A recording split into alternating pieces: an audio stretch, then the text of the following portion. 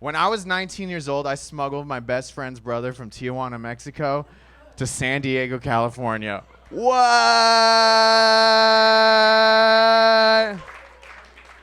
Hey, that shit was easy. You could do it too, okay? Take notes. Here's how it went down. So my best friend since I was a little kid, Pablo Murillo. Oh, fuck, I probably shouldn't say his full name. Fuck it, his name's Pablo Murillo. Hit him up on Facebook. Best friend Pablo, Mexican-American. He came over here when he was a little kid, but for some reason his brother David lived in Mexico. He didn't come over. I don't know why. Maybe when his mom came over, there was only room for one in the backpack. I don't know. I just picture Pablo's mom running through the desert like Luke Skywalker with Yoda on the backpack, just like training in Dagobah, just fucking learning the power of the Force. So when she asked me to do this, I had to say yes, okay? And at the time, I was living in Huntington Beach. Pablo and I, we had an apartment. I had a car. I had to do this, okay? I had to Ocean's 11 my life. I had to assemble a team of ragtag individuals to complete the mission at hand. First thing I did, okay, I hired my friend Tanner. Biggest, gumpiest surfer dude I know. 6'6", sapphire blue eyes, the color of a Tahitian lagoon. Just varsity everything. Varsity football, varsity soccer, varsity pimpin' bitches. Second person we got was Pablo. We're smuggling his brother across the border. I'm not gonna do it without Pablo. And two, if we get arrested, I'm gonna need a translator. Third person on this mission is my friend Brendan, Little B, AKA Bernie. He didn't really fit in this scenario. He just wanted to go to Mexico and buy drugs. We're like, fuck it, come with us. So at the time, I was driving a 1998 purple Isuzu Trooper. Perfect for smuggling people. Okay, and it was like this kind of purple.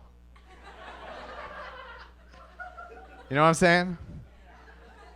Like it was kind of a gay color is what I'm trying to get at. So we're living in Huntington Beach, California at the time. It's like 2 hours to get to the Mexican border. We hop in my car, all is good. Takes 20 minutes to get across the border. Boom, we're in Mexico. And we had arranged to meet David at this McDonald's right on the other side of the border. And we did this all via MySpace. Remember MySpace? Remember when Tom was all our friend?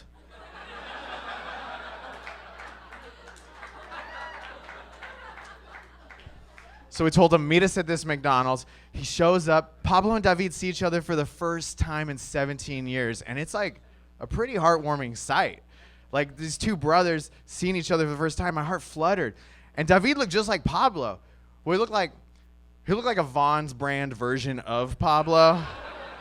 You know, like the same difference between Fruit Loops and Fruity O-Rings.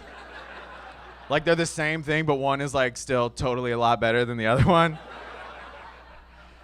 And David showed up. He's looking real Oaxacan. He's got like, this fool rolls up. He's got on huarache sandals, acid wash Aeropostale jeans with the hammer belt loop on the side, just in case he gets a job at Home Depot later in life. He's got on a Chivas Mexico jersey, a backwards upside down visor with his hair spiked underneath.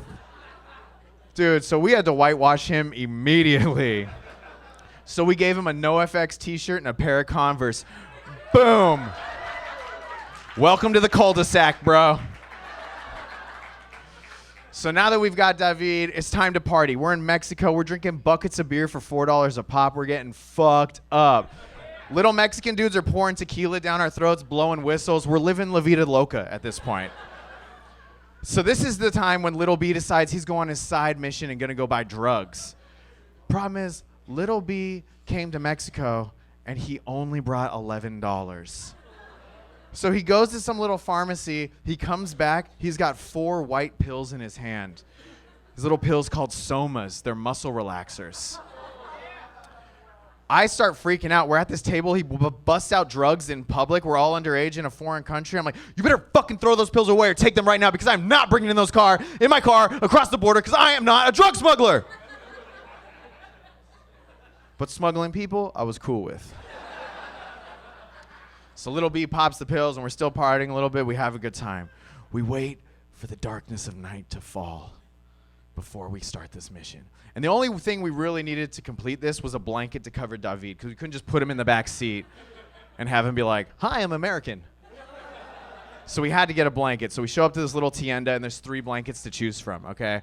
There's a big red and blue Spider-Man blanket, El Hombre de Spiders. There's a tan Tasmanian devil blanket, white trash, eliminated immediately.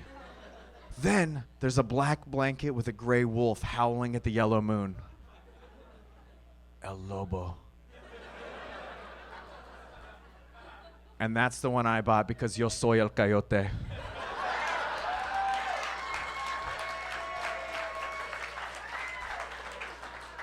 So I bought that blanket, and I even overpaid because I support their economy. So we get the blanket. Here's how we do. We get in the car, okay? This is where you take out your notes. Tanner gets in the passenger seat. He scoots his passenger seat as far back as he possibly can. Little David curls into a little tiny ball and gets in that little leg area. We put the blanket down, wolf side facing David, partly so we could absorb the power of the wolf. And partly so the black side face up so you can't see anything underneath. Then big-ass surfer dude Tanner just comes, puts his gumpy-ass legs over David. Donde está David? No say.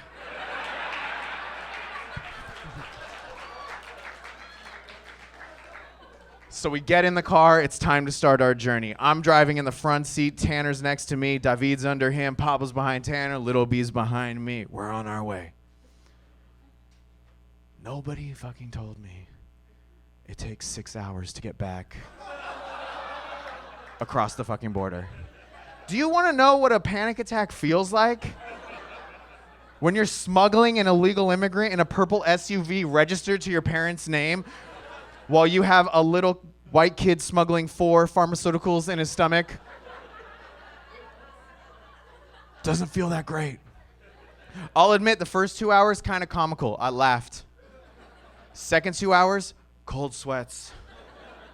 All right? The third leg of the trip, I'm smoking cigarettes. I don't even smoke cigarettes.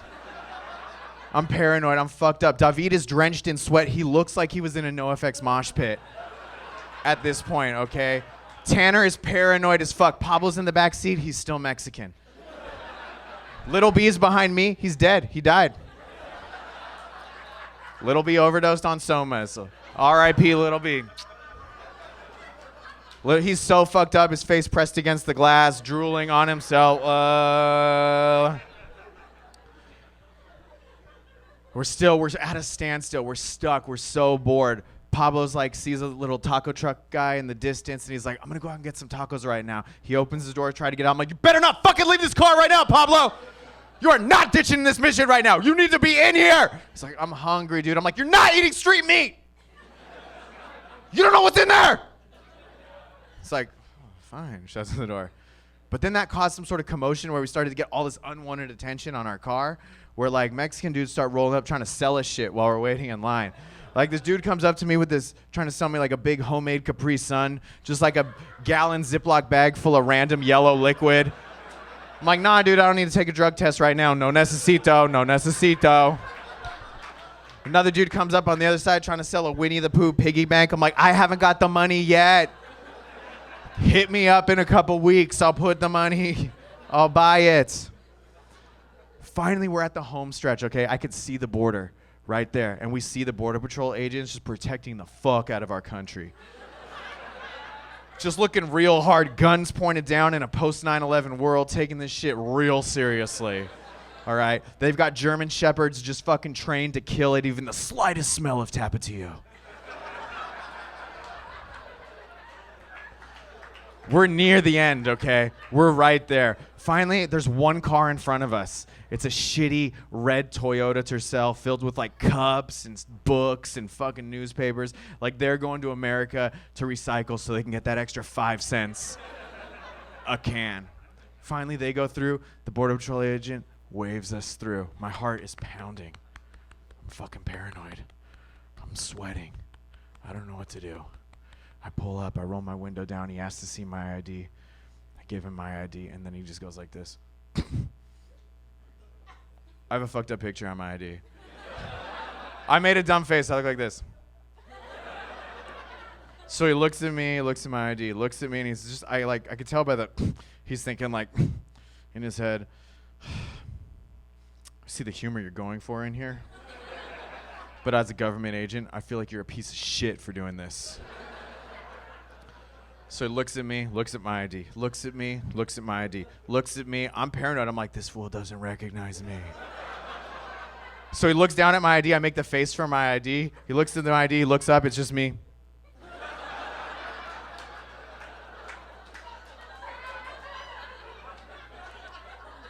He's not laughing. Then he checks Tanner's ID, okay? And this Border Patrol agent, like, you could tell he was like a bro. Like, this fool was like San Diegan to the core. Like, he only eats fries with carne asada on him, okay? He's like, just like, you could tell he woke up at 5 a.m. just to go surfing, and then he came to work and protected America. So Tanner's a big gumpy surfer dude, too. I don't know. He checks Tanner's ID. They fucking... I still can't explain what the fuck happened. They had like this bro moment. They had a bromance. Like, they fucking like connected on some weird level. Like, they should have just been like, you like Quicksilver, I like Quicksilver. Sick. And then they just start fucking chatting. Chatting like there isn't an illegal immigrant hiding under his feet. I'm like, what the fuck is going on right now? Then the Border Patrol agent is like friendly with us, and he tries to make a joke. He looks at Pablo in the back seat and goes, is he illegal? I was like,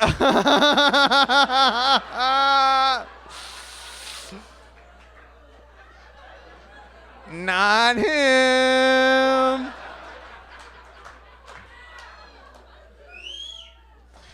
Then he looks at Little B. Little B's fucked up. His face is pressed against the glass. Just like this. He's tapping on the window. Sir, can I see your ID? Sir, can I see your ID? Sir, can I roll the window down? Little B's head just falls out the window. Sir, can I see your ID? He's tapping Little B's head. Little B is just like, ugh.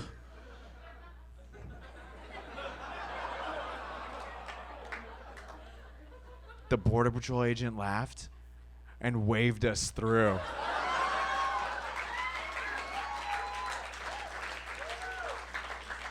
We fucking did it! So the first thing we did is, right on the other side of the border, we pull over to Jack in the Box, and we ate tacos. Because I'll eat corporate America street meat tacos any day.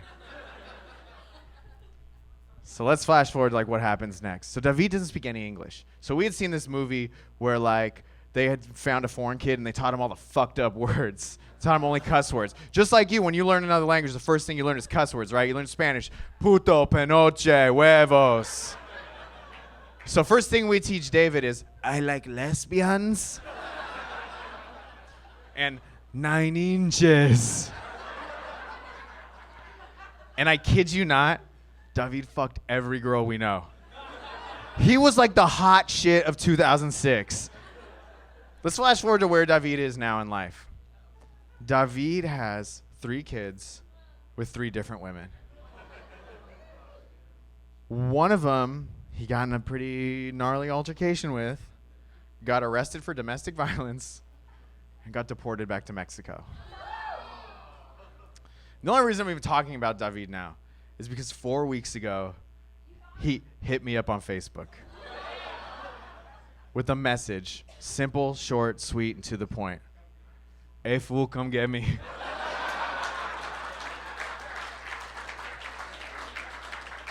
So that is why I'm here in Hollywood tonight, to assemble a new team.